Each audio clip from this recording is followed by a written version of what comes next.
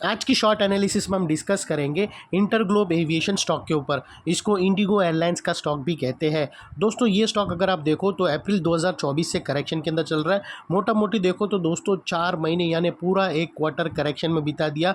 और करेक्शन में भी दोस्तों अगर आप देखो तो इसने सिर्फ और सिर्फ टाइम वाइज करेक्शन दिया है। पूरा एक क्वार्टर इसने साइडवे टाइम वाइज करेक्शन दिया है, जहाँ पर स्टॉक डीप कंसोलिडेशन के अंदर गया, एक लंबे साइडवे चैनल के अंदर गया, एक स्ट्रॉन्ग बेस बनाया और अल्टीमेटली उसको ब्रेकआउट किया है। और फिलहाल ये स्टॉक को देखो तो दोस्तों यहाँ पर मल्टीपल पॉजिटिव फैक्टर्स एक साथ ब्रेकआउट हुए हैं। ये स्टॉक के अंदर दोस्तों एक बहुत बड़ी strong downward sloping parallel channel थी, जो एक स्ट्रॉन्ग रेजिस्टेंस का काम कर रही थी। अल्टीमेटली स्टॉक ने उसको ब्रेकआउट किया है। यहाँ पर करेक्शन कंप्लीट के कंफर्मेशन मिले हैं, पॉजिटिव हिडन डाइवर्शन मिला है और एक बड़ी रिवर्सल चार्ट पैटर्न ब्रेकआउट हुई है, जिसके तहत ये स्टॉक करंट लेवल से अपसाइड में 15% यानी 15% रनअप के लिए रेडी है। लेकिन दोस्तों इसमें कोई भी हमारी बाय सेल होल्ड रिकमेंडेशन नहीं है। ये प्योरली एजुकेशन पर्पस से मैं अपना पॉइंट ऑफ व्यू आप लोगों के सामने रख रहा हूँ।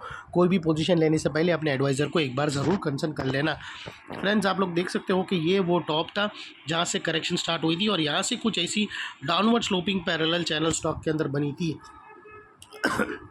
और जब तक स्टॉक ये डाउनवर्ड स्लोपिंग पैरेलल चैनल में था, इसने प्राइस वाइज करेक्शन दिया और कुछ लोअर लोज भी हिट हुए।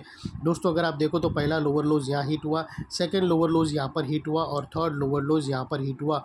और जैसे ही दोस्तों ये downward sloping parallel channel upside में ब्रेकआउट हुई, इसने मल्टीपल हायर हाइस को एक साथ ब्रेक करके उसके अबाउ सस्टेन क्लोजिंग देकर कंफर्म कर दिया करेक्शन कंप्लीटेड। यहाँ पर दो बड़ी चीज़ एक साथ हमें मिली दोस्तों।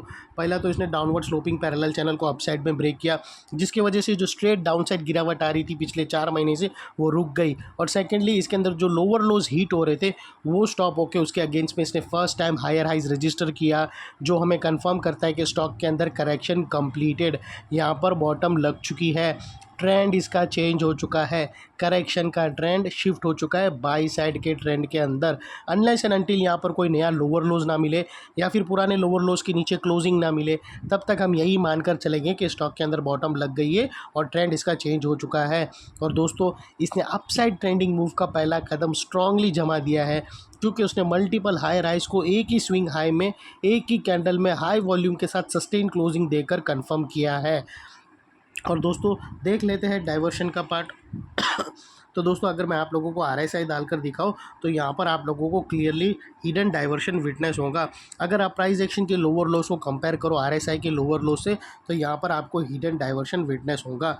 प्राइस एक्शन के जो लोअर लोज है अगर आप देखो तो वो अपसाइड में टिल्ट हुए हैं, और वही दोस्तों RSI के लोअर लोज देखो तो वो डाउन साइड में टिल्ट होकर यहाँ से ब्रेकआउट मिला है, जो एक स्टॉक के अंदर अपसाइड मोमेंटम पंप करेगा।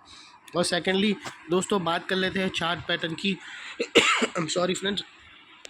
दोस्तों अगर आप चार्ट पैटर्न यहाँ पर नोटिस करोगे तो एक ज़बरदस्त, अगर आप देखो तो एक लंबी कंसोलिडेशन। दोस्तों ये चार्ट पैटर्न, ये जो रेंज मिली है, ये पैरेलल चैनल या डार्वस बॉक्स बोल लो दोस्तों, ये रेंज को बनने में स्टॉक ने पूरा एक क्वार्टर लगा दिया, एक क्वार्टर से भी ज़्यादा इसने सिर्फ ये एक रेंज बनाने में लगाया।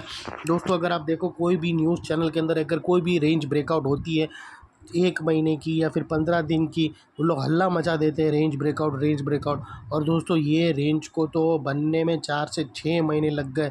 तो और जैसे ही रेंज ब्रेकआउट होता है बहुत स्पीड ज़बरदस्त मूव आता है। और सेकेंडली इसका जो नेकलाइन रहता है दोस्तों, वो तकरीबन अगर आप देखो तो 4500 यानी आप अप्रॉक्सीमेटली राउंड फिगर 4600 पकड़ लो।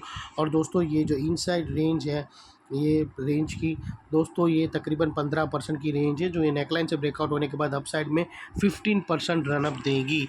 और वो लिहाज से दोस्तों स्टॉक का जो अगला टारगेट निकल कर आता है वो तकरीबन 5275 का आता है दोस्तों,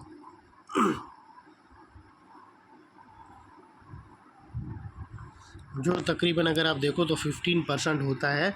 और दोस्तों यहाँ पर स्टॉप लॉस रखने के मल्टीपल ऑप्शन अवेलेबल है।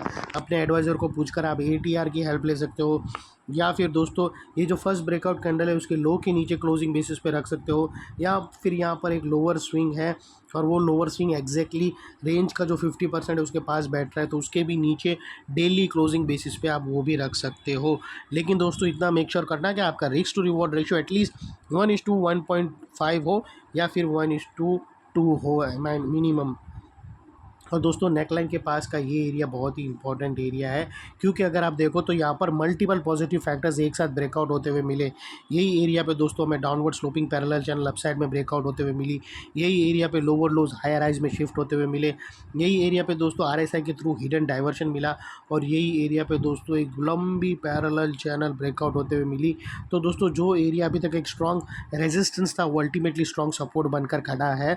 और इनकेस अगर स्टॉक अपसाइड मोमेंटम स्टार्ट किया और टारगेट से पहले सेलिंग प्रेशर फेस किया, तो जब भी वो नेकलाइन के पास आएगा तो यहाँ पर एक स्ट्रॉन्ग सपोर्ट का काम फेक करेगा ये एरिया, और स्टॉक को इधर अपसाइड में पुश करेगा या साइडवे कंसोलिडेशन में। और इतने बड़े स्ट्रॉन्ग सपोर्ट के नीचे तुम्हारा स्टॉप लॉस होना चाहिए जो आसानी से हीट नहीं हो। लेकिन बाय एनी चांस अगर क्लोजिंग बेसिस से भी स्टॉप लॉस अगर हीट हो जाता है तो दोस्तों नो इफ़ नो बट सीधा स्टॉप लॉस देकर ट्रेड को वाइंड अप कर देना चाहिए।